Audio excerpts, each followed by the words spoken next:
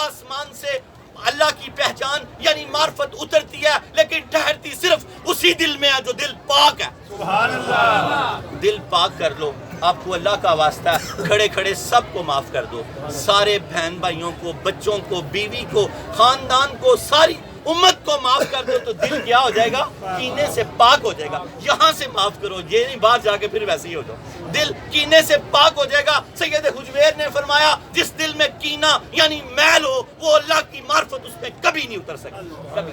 دل پاک کر لو تو اللہ کی معرفت اتر آئے گی، روز آسمان سے اترتی ہے، صرف اسی دل میں ٹھہرتی ہے جہاں جو دل پاک ہو، کینہ، بغض، حسد، ان چیزوں سے پاک ہو۔ دل پاک کر لو، سب کو معاف کر دو۔ سید حضرت واصف علی واصف رحمۃ اللہ علیہ فرماتے ہیں اگر قوم بڑی قوم بننا چاہتی ہے تو معاف کرنا سیکھ جائے، معافی دینا سیکھ جائے، ایک بڑی قوم ہو جائے۔ سبحان اللہ۔ 100 بار بھی معافی مانگنی پڑے تو سوری بول دیا کرو۔ اللہ فرماتا ہے جو جلدی جلدی معاف کر دے گا میں بھی اس کو کل قیامت کو جلدی معاف کر دوں گا، جلدی معاف کر دوں گا۔